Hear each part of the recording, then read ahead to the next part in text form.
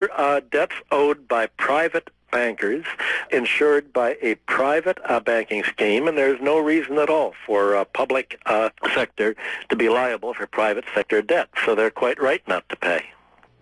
And to sum up, what do you think overall of Obama's State of the Union speech?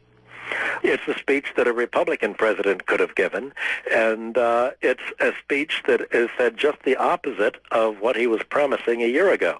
What he'd promised was change, and what he's delivered is the antithesis of change. He's delivered, really, the third Bush administration, or you could look at it as the fifth Clinton administration.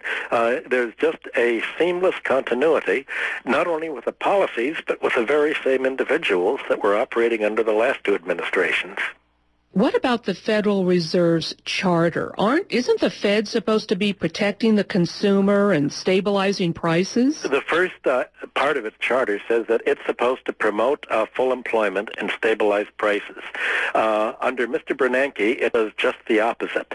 Mr. Bernanke follows Alan Greenspan in saying, well, it only means consumer prices and wages. We do want to keep wages down. We don't want to keep housing prices down.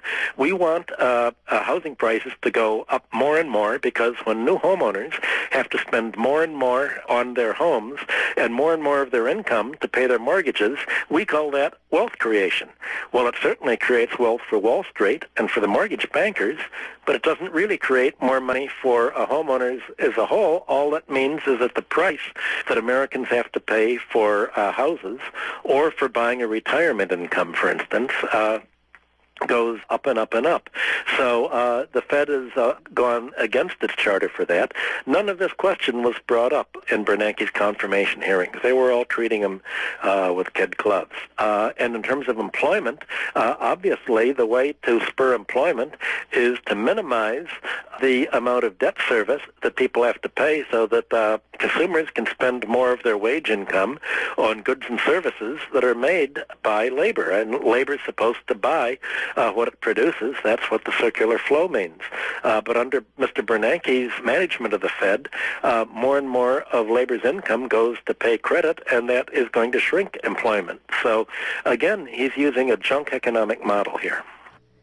Isn't the attempt to keep the bubble economy going, isn't this putting the country in even greater danger than it was in, say, in fall of 2008? The real danger is a slow crash. It's just going down and down and down and down. They haven't really made a new bubble. In fact, housing prices, as I mentioned earlier, are still about 25% below the level of debt. So what we're having is just a steady tightening of the debt screws. It's like driving a car with your foot pressed heavier and heavier on the brake pedal. It just is getting slower and slower. The unemployment rate is going up and up. The Obama administration promised that it would have only 8% unemployment if the Republicans voted for the stimulus bill. And you can imagine last week when the Republicans all pointed out, well, you said there was going to be 8% unemployment, and it's already over 10%. So they're making hay by pointing out that the economy is going downhill. And the irony is that the Republicans are now able to blame this on the Democrats.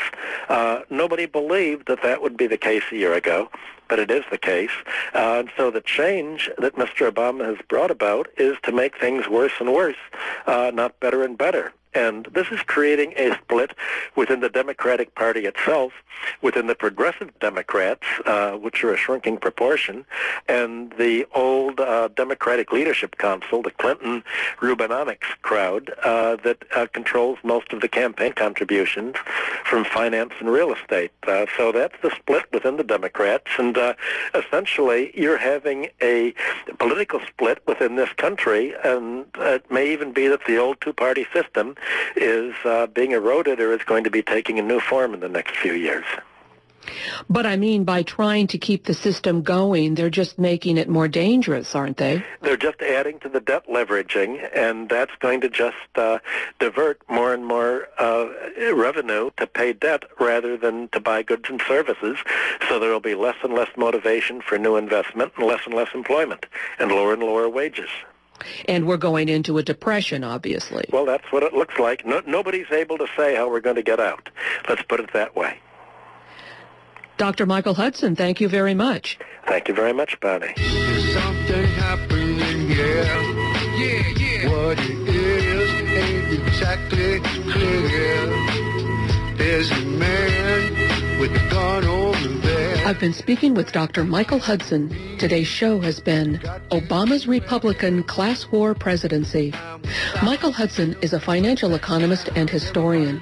He is president of the Institute for the Study of Long-Term Economic Trend, a Wall Street financial analyst and distinguished research professor of economics at the University of Missouri, Kansas City.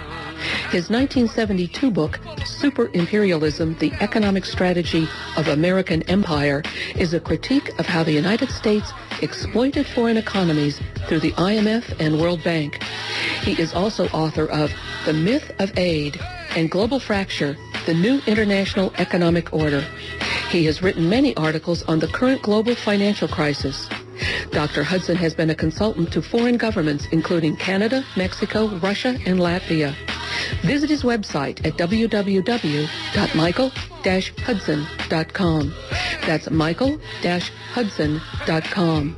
His articles are also regularly carried at globalresearch.ca, counterpunch.org, and the University of Missouri Kansas City Economics Department blog at neweconomicperspectives.blogspot.com. That's neweconomicperspectives.blogspot.com.